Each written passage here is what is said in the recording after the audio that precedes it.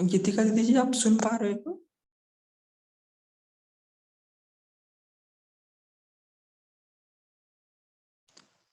आपको अनम्यूट करना होगा।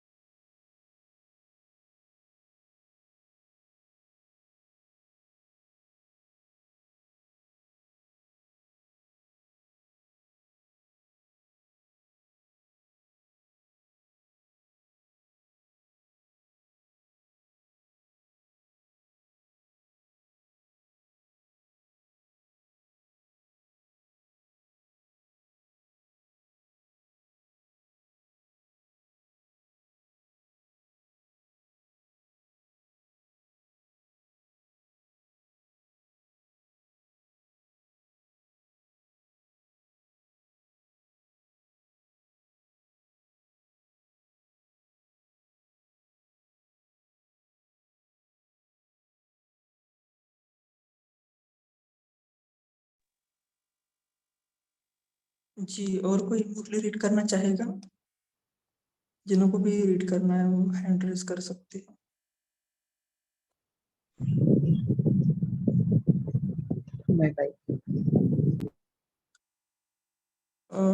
जी साधना बहन, आप पढ़ सकते हो।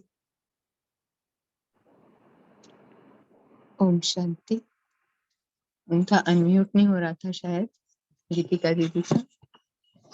तो आज की मुरली का टाइटल है विश्व कल्याण के निमित्त बनी आत्माओं के वचन भी सदा कल्याणकारी। मुरली की डेट है 27 मई 1974। अपने मधुर महावाक्यों द्वारा आत्माओं को महान बनाकर विश्व परिवर्तन करने वाले, आत्माओं की कर्म कहानी को जानने वाले तथा रहम दिल विश्व पिता शिव बोले, आवाज में आने और आवाज से परे होने में कितना अंतर है? क्या इसके सभी अनुभवी बन चुके हो? माइक में कुछ आवाज क्लियर नहीं था, ब्रैकेट में लिखा हुआ है, बाप दादा जहां बोल रहे थे। देखो, आवाज अगर यथार्थ नहीं है तो अच्छा नहीं लगता है ना। यंत्र में जरा भी खिटखिट है तो ऐसी आवाज पसंद नहीं करते हो ना।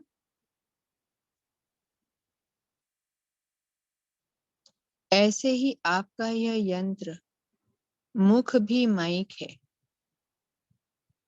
इस मुख द्वारा भी जब कभी यथार्थ व युक्ति युक्त बोल नहीं निकलते हैं तो उसी समय सबको क्या अनुभव होगा? या उस समय आपको मालूम नहीं पड़ता है क्या? जब स्थूल यंत्र का आवाज भी पसंद नहीं करते हो तो नेचुरल मुख द्वारा निकला हुआ बोल व आवाज स्वयं को भी और सर्व को भी ऐसे ही अनुभव होना चाहिए। अगर यह महसूस करो तो इस घड़ी से क्या परिवर्तन हो जाएगा? क्या जानते हो? इस घड़ी से सदा काल के लिए व्यर्थ बोल, विस्तार करने के बोल, समय व्यर्थ करने के बोल और अपनी कमजोरियों द्वारा अन्य आत्माओं को संग दोष में लाने वाले बोल सब समाप्त हो जाएंगे। महान आत्माओं के हर बोल को महावाक्य कहा जाता है।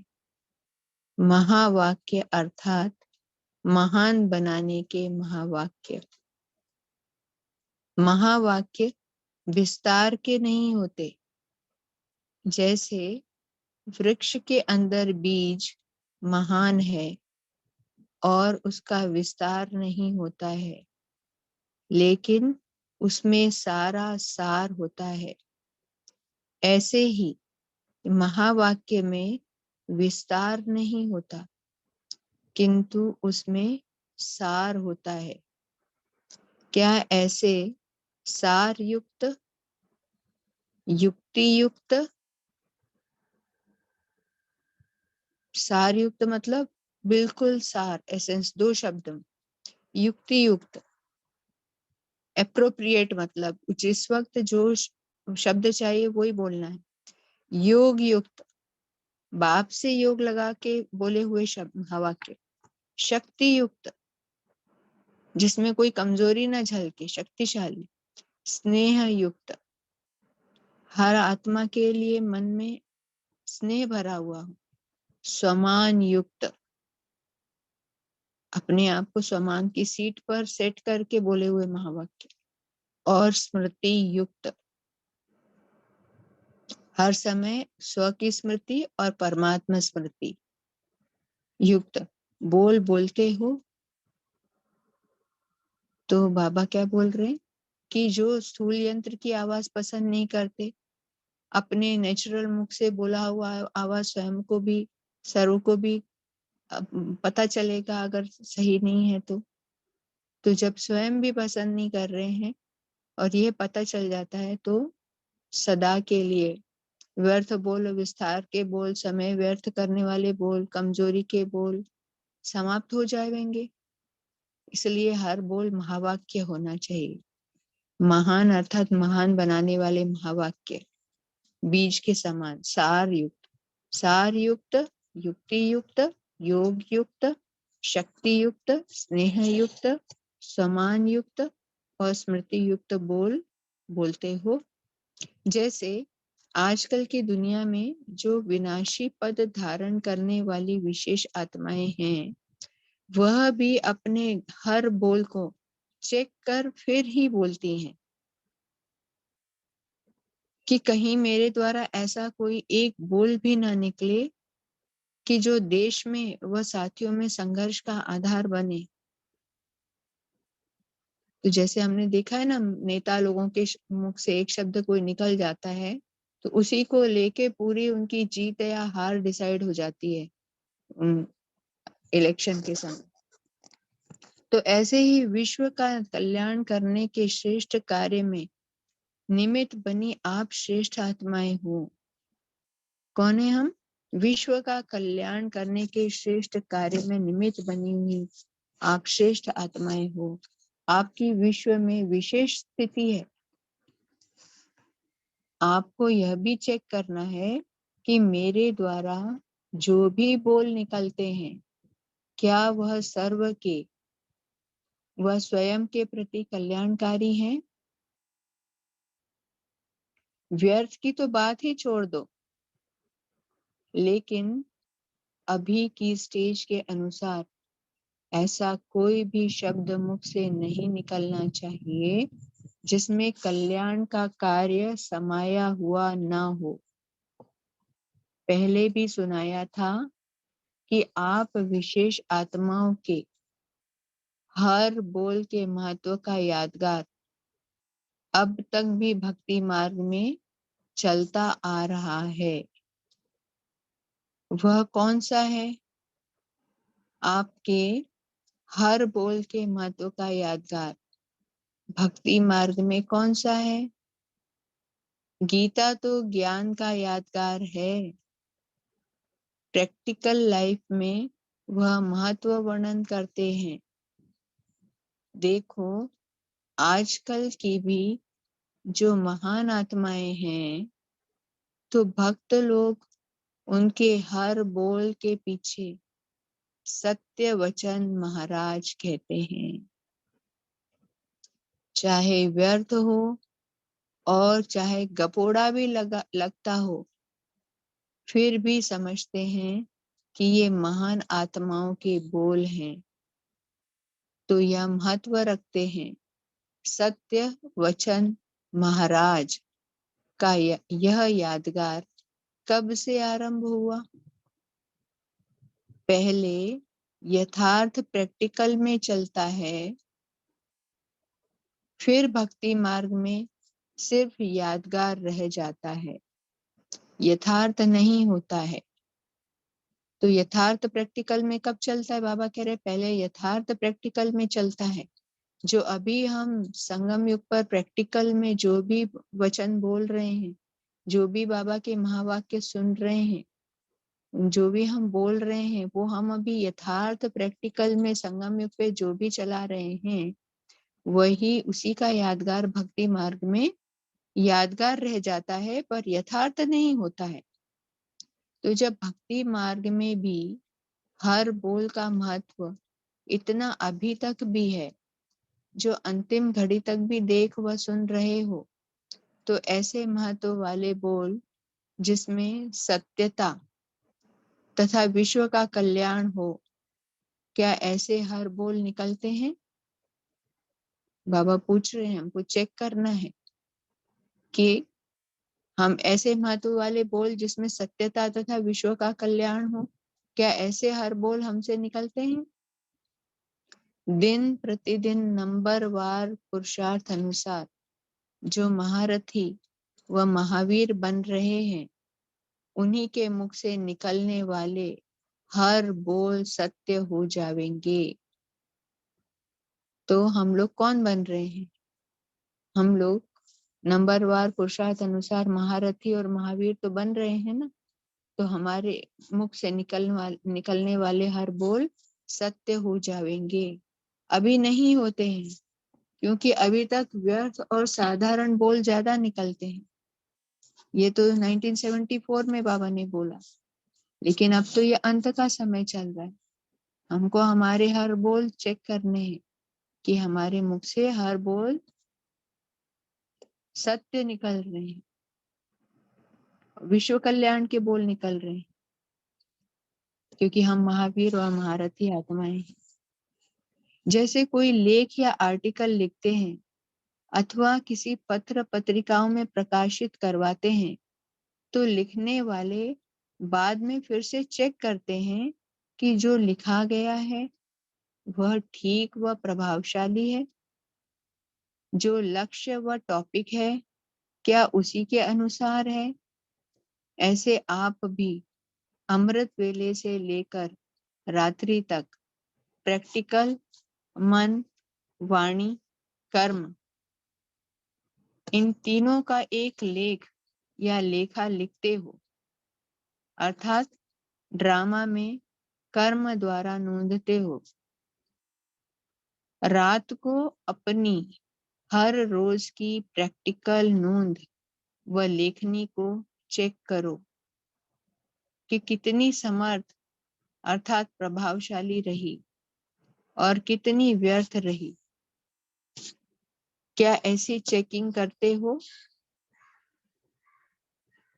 तो बाबा ने हमको क्या कहा है कि कोई भी महावाक्य कैसा होना चाहिए? सार युक्त होना चाहिए। जो भी हमने लिखा है वो सार युक्त है, उसको चेक करना है कि कितनी सार युक्त, युक्ति युक्त, योग युक्त, शक्ति युक्त, स्नेह युक्त, समान युक्त और स्मृति युक्त वो है हमारा। और जो भी टॉपिक पे लिखा है वो हमारा ड्रामा बन जाता है, वो हमारा कर्म बन जाता है। तो इसको हमको रोज रात को प्रैक्टिकल में चेक करना है। बाप दादा के पास हर एक बच्चे की हर घड़ी की तीनों रूपों में अर्थात मनसा, वाचा, कर्मणा में की हुई प्रैक्टिकल नोंद इमर्ज होती है, जिससे रिजल्ट क्या दिखाई देती है? अब तक 75% बच्चों की आधे रिजल्ट व्यर्थ बोल व साधारण बोल में दिखाई देती है। तो जो भी हर घड़ी हम मनसा, वाचा, कर्मणा जो भी प्रैक्टिकल नोंद हम कर रहे हैं, वो रिजल्ट बाबा को कैसे दिखाई दे रही है? 75% व्यर्थ बोल। ये कब की बात है? 74 की। व्यर्थ व साधारण बोल।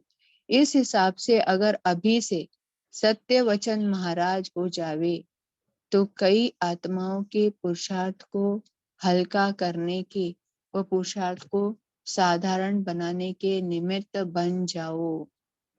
क्योंकि बाबा ने क्या कहा, आप ही महारथी व महावीर आत्माएं हैं, आपके ही बोल की प्रैक्टिकल नोंद हो रही है, क्योंकि इसी का ही प्रभाव सत्यवचन महाराज के रूप में यादगार बनने वाला है। तो बाबा ने कहा, तो कई आत्माओं के पुरुषार्थ को साधारण बनाने के हम निमित्त बन जाएंगे, क्योंकि हम निमित्त आत्माएं हैं। इसलिए अब यह वरदान ड्रामा अनुसार सबको प्राप्त नहीं है। महावीर और महारथी बनने का वरदान ड्रामा अनुसार सबको प्राप्त नहीं है। बहुत थोड़ी आत्माएं हैं, उनको भी बहुत थोड़ा सा, अर्थात 25% ऐसा श्रेष्ठ वरदान प्राप्त होना प्रारंभ हुआ है। इसलिए अपनी जिम्मेवारी समझ व महत्व समझ हर बोल पर इतना अटेंशन रखो। कैसा अटेंशन रखना है कि जो भी वचन हम बोले वो सत्य वचन महाराज हो जावे। आप लोग साधारण रीति से बोलेंगे, लेकिन आप महान आत्माओं के बोल सत्य होने के कारण कई आत्माओं का अकल्याण हो जाता है। बाबा बोल रहे हैं साधारण रीति से बोलेंगे, लेकिन आप महान आत्माओं के बोल सत्य होने के कारण कई आत्माओं का अकल्याण हो जाता है। इसलिए भक्ति में भी वरदान के साथ साथ श्राप का भी गायन है। श्राप देते नहीं है, लेकिन ऐसी व्यर्थ चलन व व्यर्थ बोल अकल्याण के निमित्त ऑटोमेटिकली बन जाते हैं। अर्थात सुनने वाली व देखने वाली साधारण आत्मा आपके बोल और कर्म द्वारा गिरती कला में अर्थात पुरुषार्थहीन की स्थिति में चली जाती है। इस प्रकार वह श्राप द्वारा श्रापित हो जाती है। तो हमें अपने एक एक संकल्प, बोल और कर्म में कितना ध्यान देने की जरूरत है, अटेंशन देने की जरूरत है, क्योंकि हमसे हमारे द्वारा सुनने वाली, देखने वाली साधारण आत्मा हमारे बोल और कर्म द्वारा गिरती कला में पुरुषार्थहीन की स्थिति में चली जाएगी, अर्थात उसको श्राप द्वारा श्रापित हो जाती है। विश्व के कल्याण के निमित्त अगर आत्माएं न चाहते हुए व न सोचते हुए साधारण रीति से भी किसी आत्मा को श्रापित करने के कार्य में निमित्त बन जाती है, तो उसको क्या कहेंगे? वरदानी कहेंगे क्या? तो इतना अटेंशन और महीन चेकिंग वर्तमान समय बहुत आवश्यक है, क्योंकि अभी आप लोगों का श्रेष्ठ जीवन विश्व की सेवा के प्रति है। हम क्या है? निमित्त आत्माएं विश्व सेवाधारी हैं। अभी तक स्वयं की सेवा के प्रति व स्वयं के परिवर्तन के प्रति व स्वयं के संस्कार और स्वभाववश अपने आप को ही बनाने और बिगाड़ने के प्रति हो, तो अभी वह समय बीत गया। कब कह रहे हैं बाबा? ये 74 में। अब हर श्वास, हर संकल्प, हर सेकंड, हर कर्म, सर्व शक्तियां, सर्व ईश्वरीय संस्कार, श्रेष्ठ स्वभाव व सर्व प्राप्त हुए खजाने विश्व की ही सेवा के प्रति हैं। समय, श्वास, संकल्प, कर्म, सर्व शक्तियां, ईश्वरीय संस्कार, श्रेष्ठ स्वभाव व सर्व प्राप्त हुए खजाने विश्व की सेवा के प्रति हैं। अगर अभी तक भी स्वयं के प्रति ही लगाते हो, तो फिर प्रारब्ध क्या मिलेगी? मास्टर रचयिता बनेंगे या रचना? रचना स्वयं के प्रति ही होती है, परंतु रचयिता रचना के प्रति होता है। रचना स्वयं के प्रति होती है, लेकिन रचयिता रचना के प्रति होता है। जो अभी ही मास्टर रचयिता नहीं बनते, तो वह भविष्य में भी विश्व के मालिक नहीं बनते। अब संपूर्ण स्थिति की स्टेज व संपूर्ण परिणाम, फाइनल रिजल्ट का समय नजदीक आ रहा है। रिजल्ट आउट बाप दादा मुख द्वारा नहीं करेंगे या कोई कागज व बोर्ड पर नंबर नहीं लिखेंगे, लेकिन रिजल्ट आउट कैसे होगी? आप स्वयं ही स्वयं को अपनी योग्यताओं प्रमाण अपने अपने निश्चित नंबर के योग्य समझेंगे और सिद्ध करेंगे। ऑटोमेटिकली उनके मुख से स्वयं के प्रति फाइनल रिजल्ट के नंबर न सोचते हुए भी उनके मुख से सुनाई देंगे और चलन से दिखाई देंगे। क्या कहा बाबा ने? ऑटोमेटिकली हमें हमारे मुख से स्वयं के प्रति फाइनल रिजल्ट के नंबर ना सोचते हुए भी हमारे मुख से सुनाई देंगे और चलन से दिखाई देंगे। अब तक तो रॉयल पुरुषार्थियों की रॉयल भाषा चलती है, लेकिन थोड़े समय में रॉयल भाषा रियल हो जाएगी। जैसे कि कल्प पहले का गायन है रॉयल पुरुषार्थियों का, कितना भी स्वयं को बनाने का पुरुषार्थ करें, लेकिन सत्यता रूपी दर्पण के आगे रॉयल भी रियल दिखाई देगा। तो आगे चलकर ऐसे सत्य बोल, सत्य वृत्ति, सत्य दृष्टि, सत्य वायुमंडल, सत्य वातावरण और सत्य का संगठन प्रसिद्ध दिखाई देगा। तो क्या बोल रहे? क्योंकि सत्ययुग आने वाला है, इसलिए सत्य बोल, सत्य वृत्ति, सत्य दृष्टि, सत्य वायुमंडल, सत्य वातावरण और सत्य का संगठन प्रसिद्ध दिखाई देगा। अर्थात ब्राह्मण परिवार एक शीश महल बन जाएगा। ऐसी फाइनल रिजल्ट ऑटोमेटिकली आउट होगी। अभी तो बड़े बड़े दाग भी छुपाने से छुप जाते हैं, क्योंकि अभी शीश महल नहीं बना है जो कि चारों ओर के दाग स्पष्ट दिखाई दे जावे। जब किनारा कर लेते तो दाग छिप जाता, अर्थात पाप दर्पण के आगे स्वयं को लाने से किनारा कर छिप जाते हैं। छिपता नहीं है, लेकिन किनारा कर और छिपा हुआ समझ स्वयं को खुश कर लेते हैं। है ना? क्या करते हैं? दर्पण के आगे स्वयं को लाने के बजाय किनारा कर लेते हैं और समझते हैं कि हमारे पाप छिपे हुए हैं, तो खुश हो जाते हैं। बाप भी बच्चों का कल्याणकारी बन अनजान बन जाते हैं, जैसे कि जानते ही नहीं। बाबा तो दाग देख लेते, लेकिन वो अनजान बन जाते। बाप भी, अगर बाप कह दे कि मैं जानता हूं कि यह दाग इतने समय से वह इस रूप से है, तो सुनाने वाले का क्या स्वरूप होगा? सुनाना चाहते भी मुख बंद हो जाएगा, क्योंकि सुनाने की विधि रखी हुई है।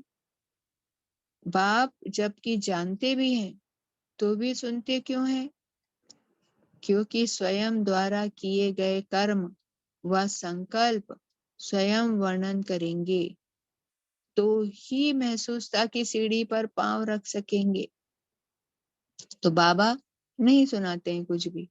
बाबा कहते हैं स्वयं ही स्वयं महसूस करेंगे, स्वयं के संकल्प वर्णन करेंगे, कर्म वर्णन करेंगे, तभी महसूसता की सीढ़ी पर पांव रख सकेंगे। महसूस करना या अफसोस करना या माफी लेना बात एक हो जाती है। इसलिए सुनाने की अर्थात स्वयं को हल्का बनाने की या परिवर्तन करने की विधि बनाई गई है। इस विधि से पापों की वृद्धि कम हो जाती है। इसलिए अगर शीश महल बनने के मतलब बाबा कह रहे स्वयं महसूस कर लेंगे, अफसोस कर लेंगे, माफी ले लेंगे, तो पापों की वृद्धि कम हो जाती है। इसलिए अगर शीश महल बनने के बाद स्वयं को स्पष्ट देख करके स्पष्ट किया तो रिजल्ट क्या होगी, यह जानते हो? बाप दादा भी ड्रामा प्रमाण उन आत्माओं को स्पष्ट चैलेंज देंगे, तो फिर क्या कर सकेंगे?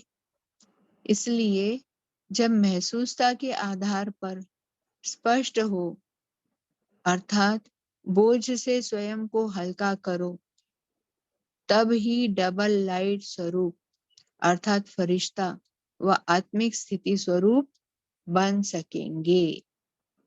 तो बाप दादा क्या चाहते हैं कि स्वयं ही स्वयं किए गए कर्म और संकल्प स्वयं वर्णन करेंगे, तो ही महसूसता की सीढ़ी पर पांव रख सकेंगे। और ऐसे महसूस करना, अफसोस करना, माफी ले लेने से सुनाने, इसलिए सुनाने की अर्थात स्वयं को हल्का बनाने की या परिवर्तन करने की ये विधि है। इस विधि से कि पापों की वृद्धि कम हो जाती है ना। बाबा को ही हम सब लिख के दे दो, अपनी गलतियां, कमियां, कमजोरियां, संकल्प, बोल और कर्म में क्या हम कर रहे वो लिख के दे देते हैं, बोल देते हैं, तो वृद्धि कम हो जाती है। क्योंकि शीश महल बनने के बाद फिर तो वो रिजल्ट ही आउट हो जाएगी। इसलिए महसूसता के आधार पर स्पष्ट हो, अर्थात बोझ से स्वयं को हल्का करो, तभी डबल लाइट अर्थात फरिश्ता व आत्मिक स्थिति स्वरूप बन सकेंगे। अच्छा, रहमदिल बाप के रहमदिल बच्चे श्रेष्ठ और सदा स्पष्ट दर्पण रूप दिव्य मूर्त, ज्ञान मूर्त, सदा हर्षित मूर्त, सर्व आकर्षण से दूर रूहानी आकर्षण मूर्त, दिव्य गुण मूर्त, सर्व आत्माओं के कल्याणकारी, कल्याण के आधार मूर्त, ऐसी महान आत्माएं और सर्विसेबल आत्माओं को बाप दादा का याद, प्यार और गुड नाइट व नमस्ते। ऐसे मीठे प्यारे बाबा को ऐसा बनाने वाले, दिव्य गुण मूर्त बनाने वाले बाप दादा को याद, प्यार, गुड मॉर्निंग और नमस्ते। मुरली का सार, पहला पॉइंट, महान आत्माओं के हर बोल को महावाक्य कहा जाता है। महावाक्य अर्थात महान बनाने के महावाक्य। ऐसे महावाक्यों में विस्तार न होकर सार होता है। दूसरा, संगम युग में आप ब्राह्मणों के बोल के महत्व का यादगार भक्ति मार्ग में सत्य वचन महाराज के रूप में अभी तक चला आ रहा है। तीसरा पॉइंट, आप लोग अमृत वेले से लेकर रात्रि तक प्रैक्टिकल मन, वाणी व कर्म तीनों का एक लेख या लेखा लिखते हो। चार्ट बनाते ना हम अपना। रात्रि को रोज अपनी प्रैक्टिकल नोंद व लेखनी को चेक करो कि वह कितनी समर्थ रही और कितनी व्यर्थ रही। ओम शांति। अभी हम सब लोग 1 मिनट बाबा की याद में बैठेंगे, फिर मुरली के ऊपर मंथन करेंगे। शांति।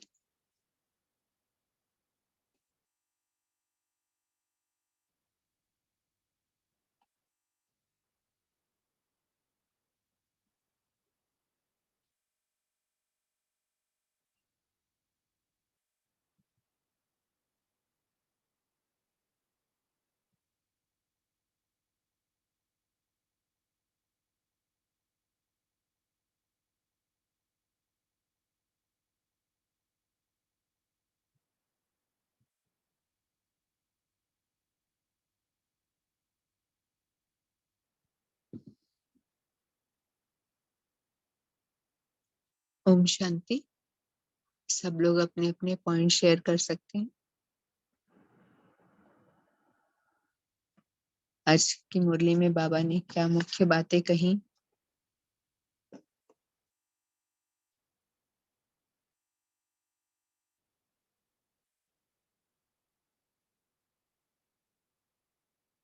हमारे वचन कैसे होने चाहिए? क्या आज बाबा ने क्या मुख्य बात कही?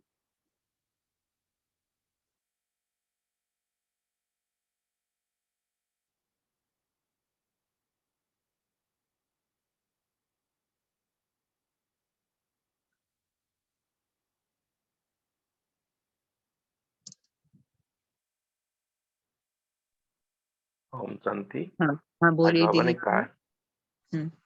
आज बाबा ने कहा है कि वचन सार युक्त, युक्ति युक्त, योग युक्त, शक्ति युक्त, स्नेह युक्त, स्वान युक्त और स्मृति युक्त बोल बोलने चाहिए। बाबा ने कहा है कि जिन महारथी बच्चों और महावीर बच्चों के मुख से निकलने वाले हर वक्त सत्य हो जाएंगे, अभी नहीं होते, क्योंकि अभी तक व्यर्थ और साधारण बोल ज्यादा निकलते हैं। तो बाबा ने ये स्मृति दिलाई है कि महारथी बच्चे हैं तो कोई भी बोल व्यर्थ और साधारण नहीं होते। ओम शांति। तो हमें अपने बोल के ऊपर बहुत ध्यान देना। हाँ, डॉक्टर रीमा बेन बोलिए। ओम शांति। आज प्यारे बाबा ने हमें स्वयं की चेकिंग करने के लिए कहा। बाबा ने कहा कि हमारे बोल, क्योंकि हम विश्व कल्याणकारी हैं, हमारे बोल भी कल्याणकारी होने चाहिए, सत्यता के बोल होने चाहिए।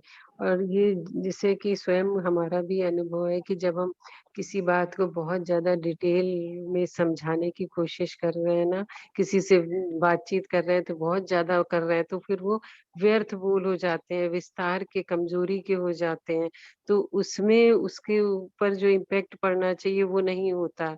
तो बाबा कह रहे हैं कि आप पहले स्वयं शक्तिशाली बनो, तभी हमारे बोल भी सार युक्त, युक्ति युक्त और योग युक्त होंगे।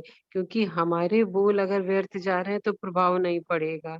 तो स्वयं को ऐसा हम बनाएं कि हमारे बोल कल्याणकारी, हर संकल्प, जब हम संकल्प हमारे पॉजिटिव रहेंगे, योग युक्त संकल्प भी हम बाबा से जुड़े रहेंगे, तो हमारे बोल भी युक्ति युक्त और शक्ति युक्त, स्नेह युक्त, जो बाबा ने गायन बताया, स्वमान युक्त हो, हम स्वमान में रहें, स्मृति स्वरूप रहें, तो बोल भी उसी का प्रभाव पड़ेगा हमारे बोल पे। क्योंकि जैसी दृष्टि फिर वो वृत्ति में जाएगी और उसी तरह वो कर्म में आएगा, तो बोल भी हमारे फिर उसी तरह निकलेंगे। ओम शांति। बहुत सुंदर मंथन है कि अपना स्वयं का अनुभव है कि अगर ज्यादा हम विस्तार में चले जाते हैं तो सार समाप्त हो जाता है और वो व्यर्थ बोल हो जाते हैं। बहुत सुंदर। गीता बहन बोलिए।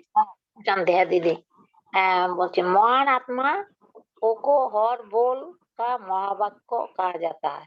महावाक्य अर्थात महान बनने के महावाक्य। महावाक्य विस्तार में नहीं होती, किंतु उसमें सार होता है। क्यों? इसे सारयुक्त, युक्तियुक्त, युगयुक्त, शक्तियुक्त, स्नेहयुक्त, सम्मानयुक्त और स्थितियुक्त बोल बोलते हो। ओम शांति। बहुत अच्छे।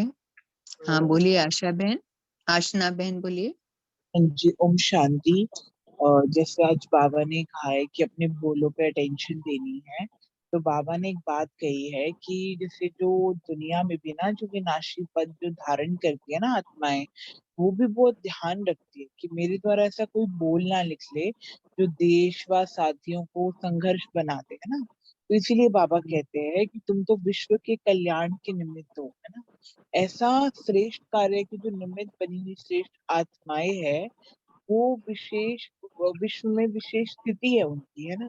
तो अपने में चेक करना है कि मेरे द्वारा कौन से बोल निकल रहे हैं। कई बार क्या होता है कि हम बोल तो ज्ञान की ही बात रहे होते हैं, लेकिन उसमें भी व्यर्थ बोध होता है। तो उसके लिए हम अपनी स्टेज को चेक करना पड़ेगा, क्योंकि हमने देखा है जब भी कोई महान आत्मा होती है, जब भी कोई बहुत तपस्वी आत्मा होती है, उसके जो शब्द होते हैं ना वो बहुत महत्व वाले होते हैं। उसकी एक एक चीज बहुत इम्पोर्टेंट होती है।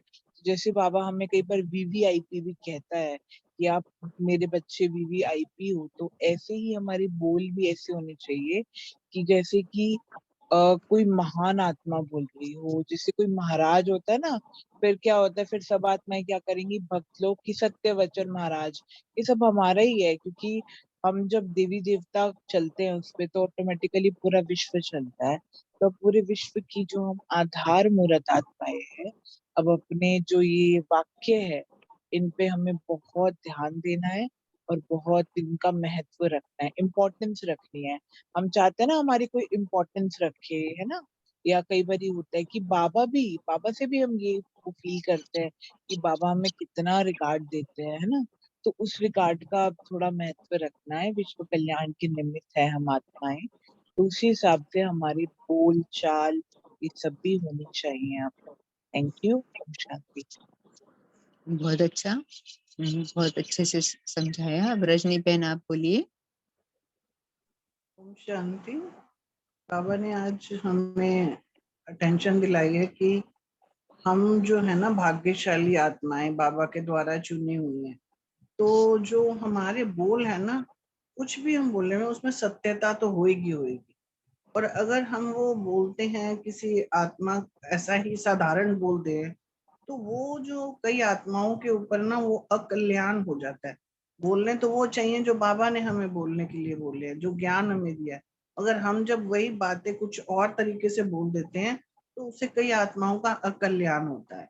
तो वो भी बाबा ने आज हमें कहा है कि वो फिर क्या होता है, उसके बोल से कर्म द्वारा हम फिर वो गिरती कला की ओर चलते हैं, पुरुषार्थहीन हो जाते हैं। तो बाबा ने इसलिए चेताया है कि जो भी आप बोलो वो हमारे जो है सार युक्त होना चाहिए, वो इफेक्ट करे सामने, सत्य वचन के हिसाब से, जैसे कहा ना कि सत्य वचन कहा गया है।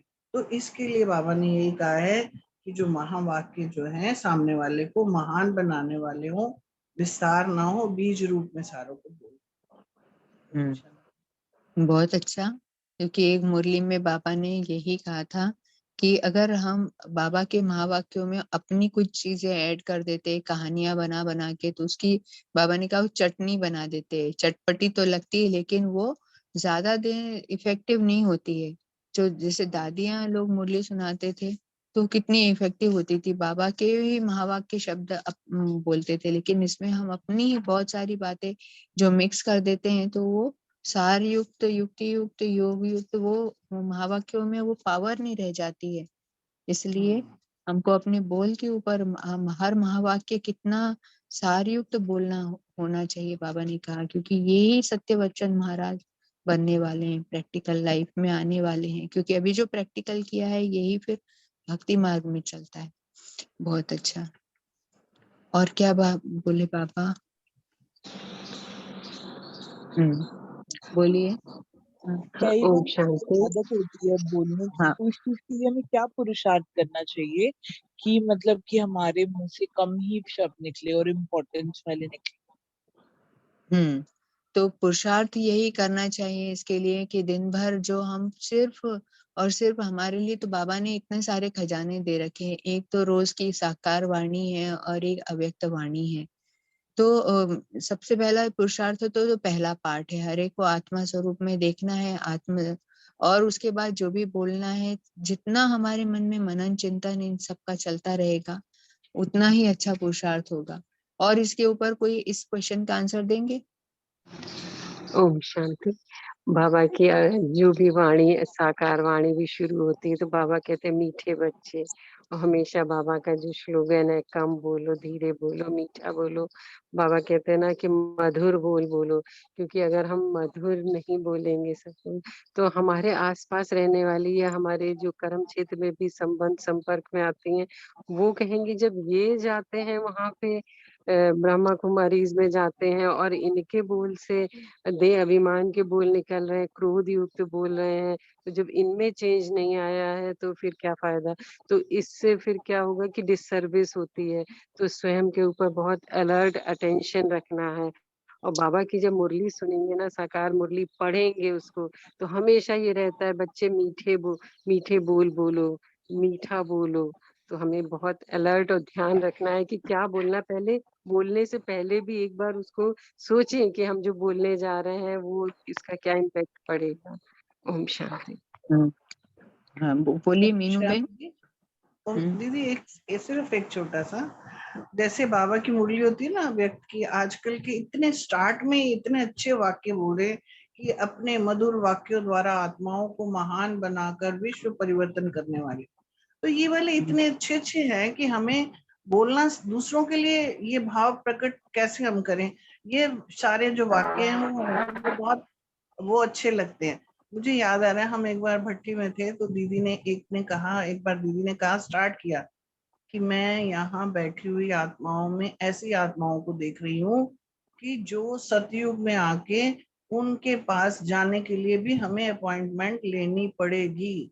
ये शब्द सुन के रोंगटे खड़े हुए, इतनी ऊंचा, इतनी अच्छी सोच, इतने अच्छे महावाक्य सामने बोले, मेरे को लगा मैं क्यों नहीं बोल पाती ऐसा। तो अब मुझे दिखता है कि स्टार्ट में ही बाबा ने कितने प्यारे प्यारे वाक्य लिखे हैं।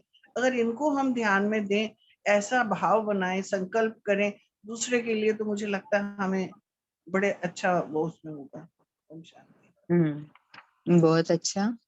तो तो हमको संकल्प, बाबा ने कहा ना, हर श्वास, हर संकल्प, हर सेकंड, हर कर्म, सर्व शक्तियां, सर्व ईश्वरीय संस्कार, श्रेष्ठ स्वभाव, सब खजाने विश्व की सेवा के प्रति। तो हमको अगर हम हर श्वास ही ऐसे रखेंगे तो फिर हमारे बोल भी, क्योंकि संकल्प से ही बोल और कर्म होते हैं, तो ऑटोमेटिकली विश्व सेवा के प्रति हमारे जो भी बोल निकलेंगे वो महावाक्य ही निकलेंगे, क्योंकि हमारा हर श्वास, हर संकल्प और कर्म कुछ भी व्यर्थ नहीं जा रहा है।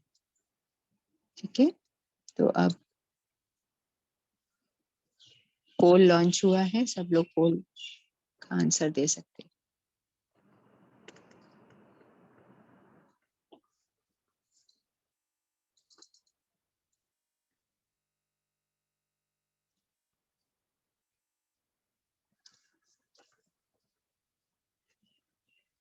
ओम शांति।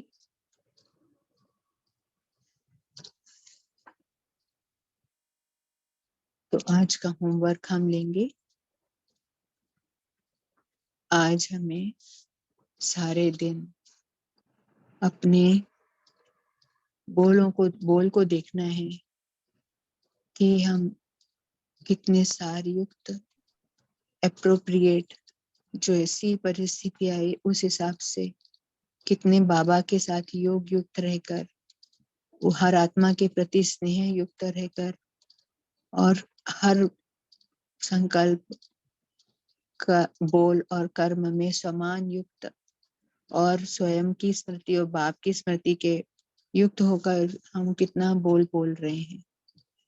अपने बोल की पूरा लेखा हमको दिन भर का जो बोला हुआ है वो रात को लिखना है, जैसा कि बाबा ने कहा कि लेख लिखना है उसके ऊपर, और यही हमारा आज का होमवर्क है।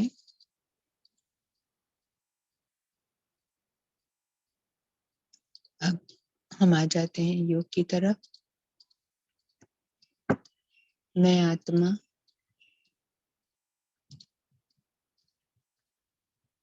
भ्रकटी में ज्योति बिंदु सितारा, भ्रकटी में विराजमान, मैं महान आत्मा, महारथी और महावीर आत्मा,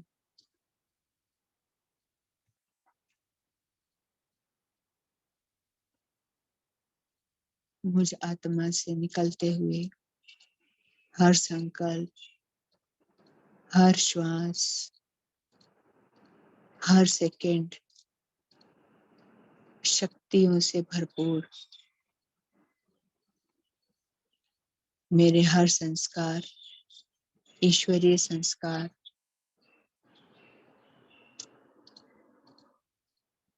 हर स्वभाव, हर खजाने विश्व की सेवा के प्रति निकल रहे हैं।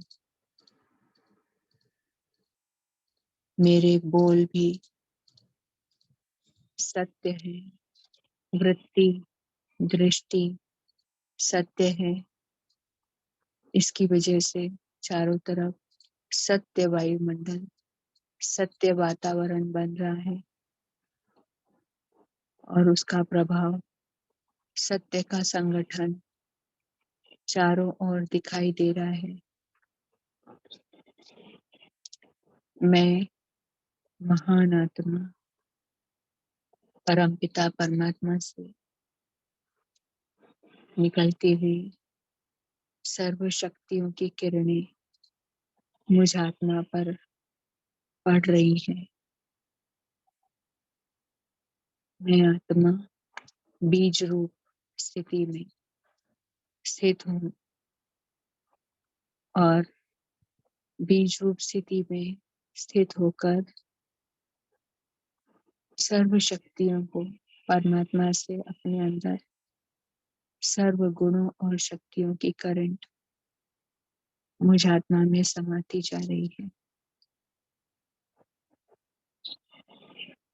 परमात्मा से आते हुए सर्व गुण और शक्तियों को स्वयं में समाते हुए, भरते हुए, भरते हुए, भरती जा रही हूँ, भरती जा रही हूँ, भरती जा रही हूँ।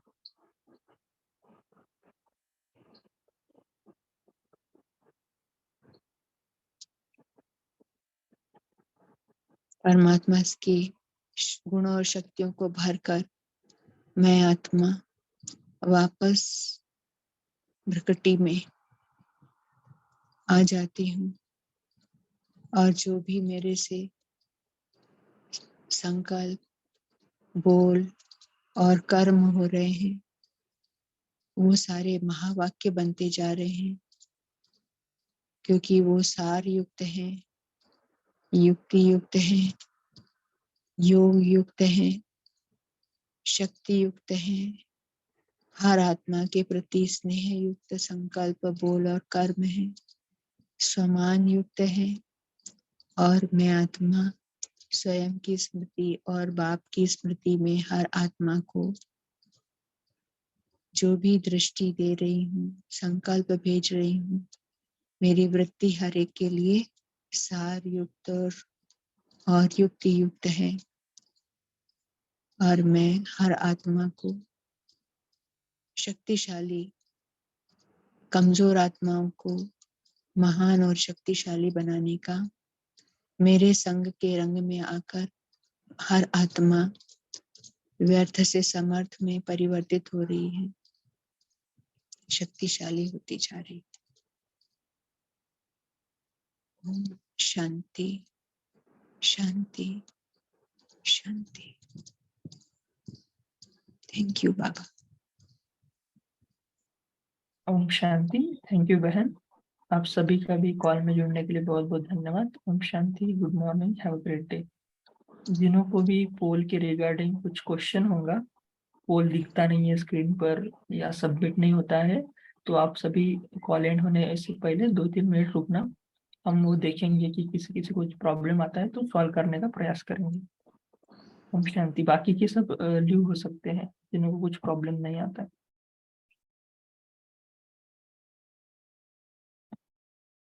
ओम शांति।